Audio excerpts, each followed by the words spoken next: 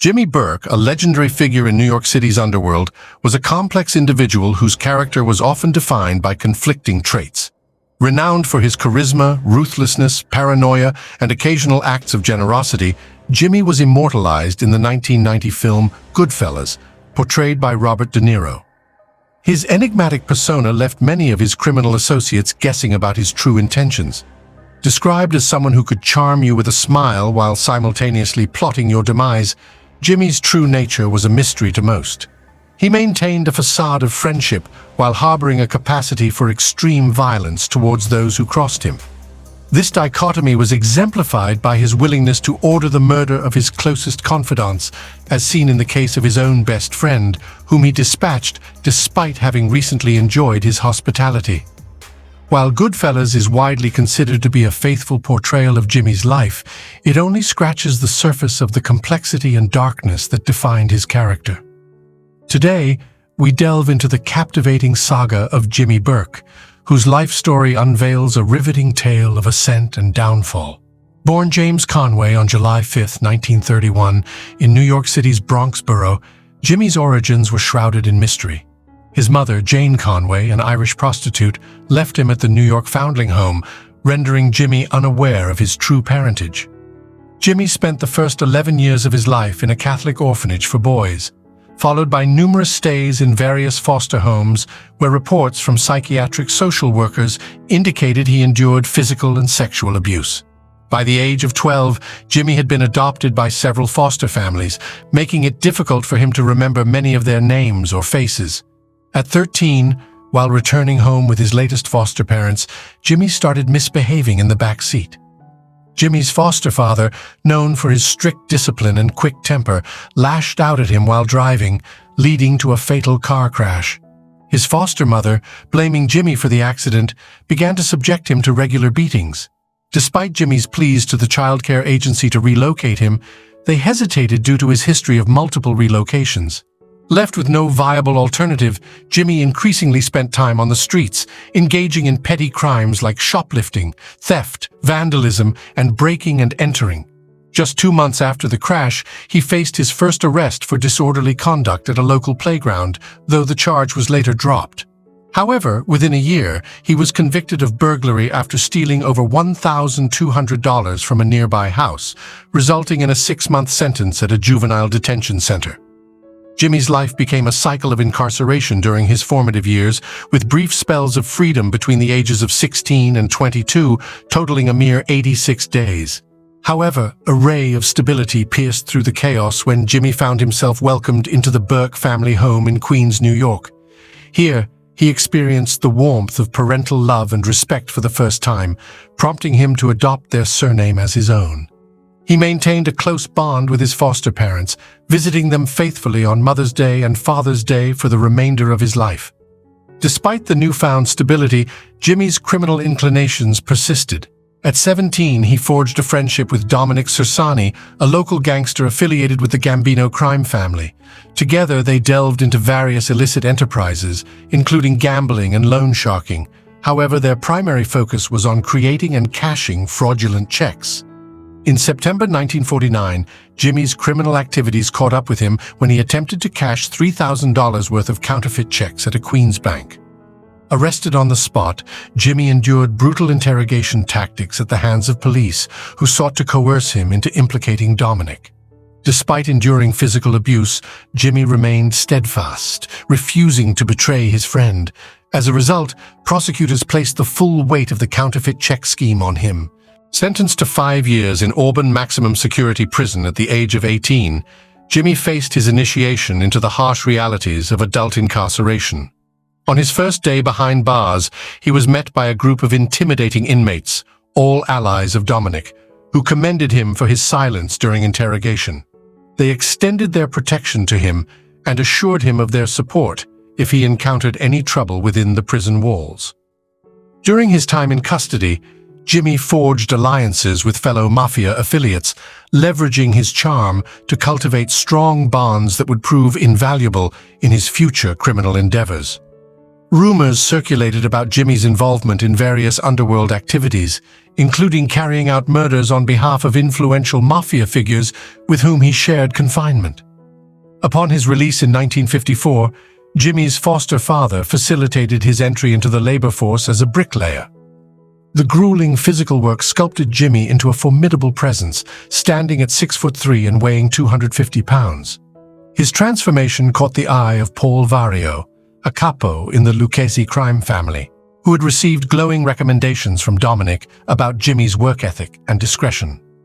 Under Paulie's guidance, Jimmy transitioned into roles as a loan shark and debt collector, where his charisma and persuasive skills proved invaluable in expanding his criminal enterprises. Jimmy's success caught the attention of Paulie, who granted him permission to establish his own gambling enterprise in Queens' Ozone Park neighborhood. Jimmy's notoriety soared when he administered a brutal punishment to a debtor who refused to settle his gambling debts, breaking every bone in the man's face. This display of ruthless enforcement bolstered Jimmy's reputation, enabling him to swiftly expand his operations and become one of Paulie's top earners. Despite his lucrative contributions to the underworld, Jimmy's Irish heritage barred him from attaining full membership in the Mafia, reserved exclusively for those of Italian descent with lineage tracing back to the old country. Undeterred by this limitation, Jimmy earned a fearsome reputation as one of New York's most formidable figures. This reputation was cemented in 1962 when he crossed paths with Michelle Morong. Their relationship took a dark turn when Michelle confided in Jimmy about her harassment by an ex-boyfriend. Jimmy confronted the man, but his warnings were met with defiance.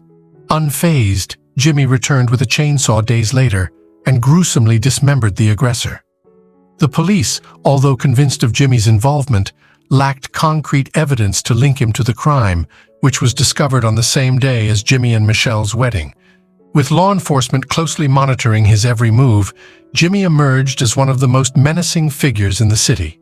While his gambling venture in Ozone Park thrived, he recognized the untapped potential offered by its proximity to JFK International Airport. Many of his debtors were airport employees, presenting Jimmy with an opportunity to expand his criminal enterprises. Jimmy devised a scheme where indebted employees would tip him off about valuable cargo leaving the airport, allowing him and his crew, including Tommy DeSimone and Henry Hill, to hijack the trucks and steal the goods. Employing a blend of intimidation and bribery, Jimmy would then coerce the drivers into compliance, earning him the moniker Jimmy the Gent. With nearly $500 million worth of cargo passing through JFK annually, Jimmy's operation flourished, positioning him as the premier figure in airport theft. Utilizing fear as a potent tool, Jimmy instilled loyalty among his collaborators, with dissenters meeting gruesome fates as warnings. Corrupt officials on his payroll ensured any attempts at whistleblowing were swiftly neutralized. Union leaders and foremen who became suspicious faced similar consequences, their demise serving as a stark reminder of Jimmy's influence and ruthlessness. When Jimmy's collaborators faced termination for their involvement in the hijackings, he utilized his connections with Paulie, who in turn enlisted Johnny Dio, the Lucchese family's union liaison, to protect their jobs by threatening strikes. This ensured the continued loyalty of his insider network. With his lucrative hijacking operations booming, Jimmy's services became so valuable that both the Lucchese and Colombo crime families reached a historic agreement to share his expertise. This unprecedented collaboration between two Italian crime families further elevated Jimmy's status as a formidable force in the criminal underworld. In January 1967, Henry Hill, operating at the Air France terminal, received another valuable tip from Bobby "Frenchie" McMahon, the cargo foreman known for his collaboration with Jimmy. Bobby revealed that Air France regularly transported large sums of American cash exchanged for French currency, stored temporarily in the cargo office without adequate security due to ongoing construction. The untraceable cash, totaling $60,000 in each white canvas bag, presented an irresistible opportunity for a heist. Upon receiving the tip, Jimmy swiftly organized a team for the robbery. Henry, Tommy, and two additional accomplices armed themselves with pistols and arrived at the Air France terminal in rental cars with counterfeit plates. Their plan was to swiftly seize the money before making their escape.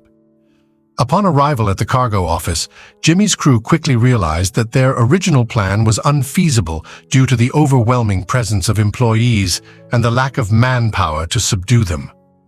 Despite the visible stacks of money inside, they left empty-handed that night. In the following days, Henry brainstormed with Bobby for an alternative approach. Bobby explained the security measures surrounding the newly completed cement storage room, emphasizing the guards' strict control over the only key.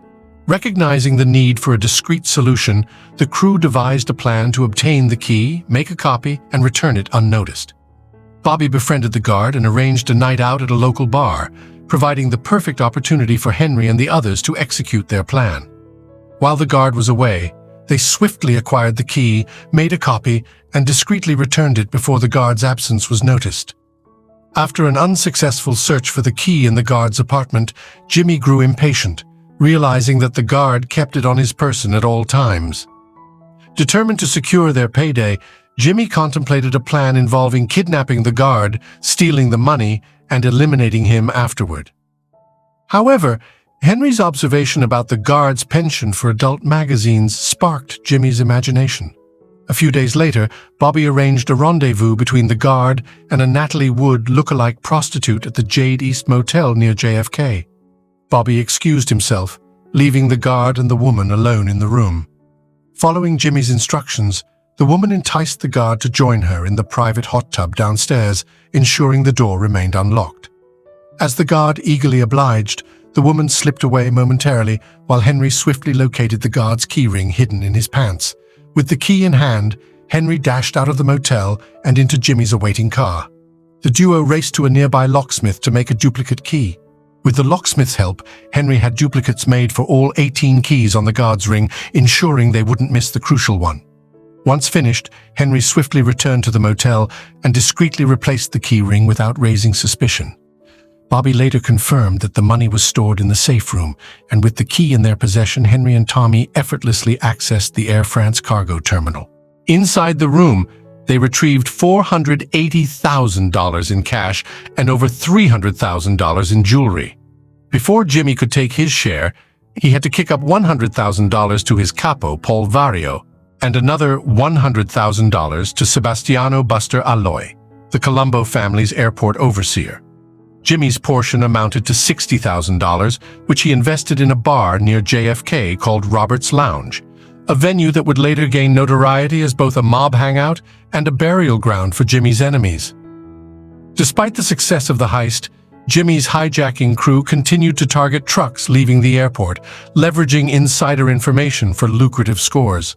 Additionally, Jimmy maintained a profitable sideline in selling smuggled cigarettes throughout New York City, ensuring a steady flow of income beyond his hijacking endeavors. Jimmy's cigarette smuggling operation flourished due to the vast price difference between North Carolina and New York, a result of high taxes in the city. Leveraging this disparity, Jimmy orchestrated a sophisticated network of trucks shuttling cigarette cartons from North Carolina to New York, where they were sold at a significant profit. To aid in this endeavor, Jimmy recruited his longtime friend Dominic Cersani, with whom he maintained a close relationship, even vacationing together with their wives. However, Dominic's loyalty proved fleeting when he was apprehended by the police while transporting a truckload of illegal cigarettes.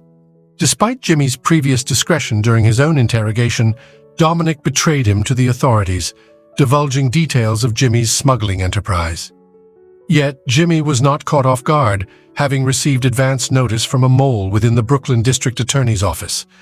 In a strategic move, Jimmy ensured that the truck intercepted by the police was empty when they inspected it, thwarting any incriminating evidence. Dominic, unaware of Jimmy's foreknowledge, extended an invitation for Jimmy and his wife to enjoy a complimentary trip to Florida.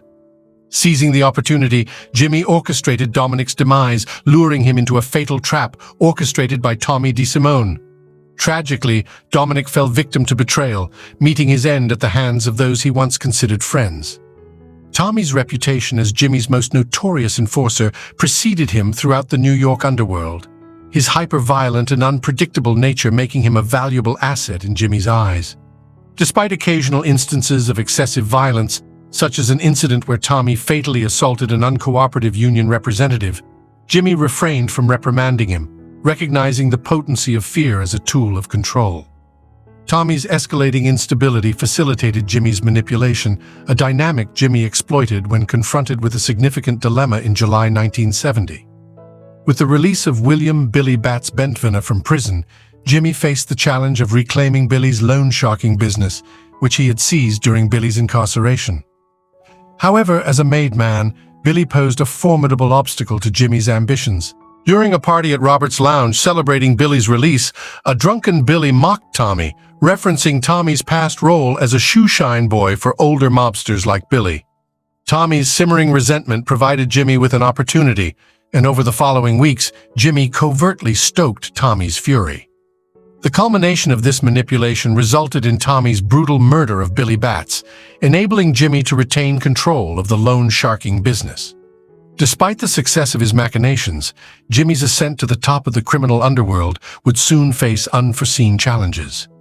Jimmy's golden days soon faded when Tommy landed in prison for truck hijacking, followed shortly by Jimmy and Henry, incarcerated for assaulting a Florida bookie who had ties to the FBI.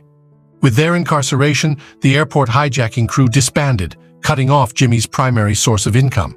Described by Henry as a degenerate gambler, Jimmy's mounting debts exacerbated his financial woes during his prison stint. Upon their parole release in July 1978, Jimmy faced pressing financial challenges due to his gambling debts. However, Henry's prison connections proved fortuitous when he befriended Philadelphia mobster Paul Mace, who proposed an unconventional scheme involving college basketball betting. The plan entailed betting against the spread in games where two members of the Boston College Eagles agreed to manipulate the margin of victory to fall short of bookmakers' odds. Henry and Jimmy placed discreet bets with various bookies nationwide to avoid suspicion. To execute the plan effectively, Henry enlisted the help of a trusted bookie acquaintance. With the stage set, Jimmy saw an opportunity to alleviate his financial strain and eagerly joined forces with Henry and Paul in the illicit scheme. In exchange for their assistance, the players received $2,500 per game, while Jimmy's crew raked in over $1 million throughout the season. However, an even more lucrative opportunity presented itself to Jimmy when Marty Krugman, the bookie, revealed a tantalizing tip from a client, Louis Werner. Werner, a shipping supervisor at JFK International for Lufthansa, had been drowning in debt due to his estranged wife, girlfriend, loan shark, and a hefty gambling habit. Owing Marty $20,000, Werner hinted at a colossal heist opportunity at Lufthansa's cargo terminal. Like Air France, Lufthansa transported untraceable American currency from overseas, stored in a vault. Werner claimed that during the night shift's lunch break at 3 a.m., the entire staff congregated in the employee lounge, leaving the vault vulnerable to a well-planned heist. Henry brought the tip to Jimmy, who wasted no time assembling a team of his most proficient hijackers. Knowing the risks involved, Jimmy meticulously planned every detail, aware that failure could result in lengthy federal prison sentences. Under the cloak of darkness on the evening of December 11, 1978, a nondescript black Ford van approached the perimeter of the Lufthansa cargo terminal at JFK International Airport. Its engine hummed softly, barely audible over the ambient sounds of the night. Inside the van, Tommy and Bobby McMahon, along with their masked accomplices, prepared for the meticulously planned heist that would soon unfold. As they neared the gate, Tommy's steady hand wielded bolt cutters, expertly severing the padlock that barred their entry. With a quiet click, the gate swung open, granting them access to the sprawling expanse of the cargo terminal. With practiced precision, they maneuvered the van into position, ensuring it remained concealed from prying eyes. With a nod from Tommy, the crew disembarked, their footsteps muffled by the soft crunch of gravel underfoot. Clad in masks to conceal their identities, they moved swiftly and silently like shadows in the night. Their mission was clear: infiltrate the terminal, seize the valuable cargo within, and vanish without a trace. Inside the terminal, the dim glow of fluorescent lights cast long shadows across the deserted corridors. The air was thick with anticipation as the gunmen advanced, their senses heightened with every step. Suddenly, their path intersected with that of an unsuspecting employee, oblivious to the imminent threat lurking in the shadows. In an instant, the gunmen pounced, their movements swift and coordinated. The hapless employee was swiftly subdued, his protest silenced by the cold steel of a gun pressed against his temple. With practiced efficiency, they bound and gagged him, ensuring his compliance as they pressed forward. Their journey led them to the lunchroom, where 5 more employees unwittingly awaited their fate. With a calculated display of force, the gunman seized control, methodically restraining each individual and rendering them powerless to resist. The room fell silent, save for the muffled sounds of struggle as the hostages were subdued. Interrogating the supervisor, the gunmen gleaned crucial information about the terminal's layout and personnel. Armed with this knowledge, they methodically located and secured the remaining employees, ensuring that no one could impede their progress. With the hostages under control, the crew turned their attention to the vault, the ultimate prize that lay at the heart of their audacious heist. Guided by the trembling hand of the manager, they approached the imposing steel door, its formidable presence a testament to the wealth it safeguarded. With a trembling hand, the manager inserted the key, the metallic click echoing in the tense silence of the room. As the heavy door swung open, revealing the tantalizing treasure within, a collective gasp escaped the lips of the gunman. Before them lay 72 boxes, each brimming with the promise of untold riches. With the vault breached and their objective within reach, the gunmen wasted no time in securing their bounty. Each man sprang into action, methodically loading the crates of cash onto waiting carts, their movements swift and efficient. As the last box was loaded and the vault sealed once more, a sense of triumph washed over the crew. Their daring heist had succeeded beyond their wildest dreams, securing a fortune that would forever alter the course of their lives.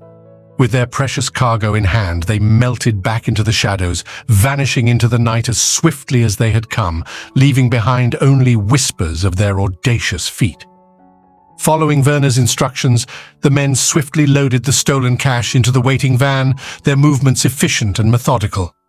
Forming a line between the vault and the vehicle, they passed box after box of money, their hearts pounding with the exhilaration of the heist.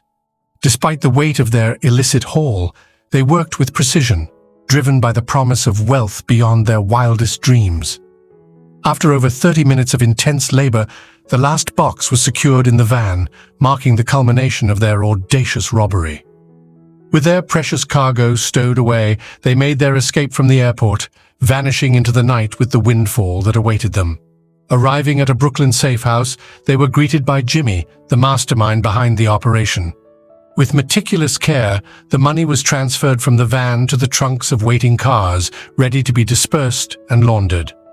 However, the magnitude of their success surpassed even Jimmy's expectations, with the final tally revealing a staggering $5 million in cash, along with $800,000 in jewelry, an unprecedented feat in the annals of U.S. criminal history. But their triumph soon turned sour as the authorities swiftly closed in on their trail. Jimmy's reputation as the preeminent airport robber in the city made him an immediate suspect, and suspicions were confirmed when the getaway van was discovered just days later. Stax Edwards' negligence in abandoning the van in plain sight led to its impoundment by the police, who found damning evidence linking it to the heist. With the net closing in, the authorities sought to apprehend Stax Edwards in hopes of securing his testimony against Jimmy and his crew. However, before they could reach him, Tommy intervened on Jimmy's orders, silencing Stax forever. Despite Tommy's desperate attempt to protect their secrets, the FBI had already identified Jimmy and his associates as the prime suspects, marking the beginning of their downfall.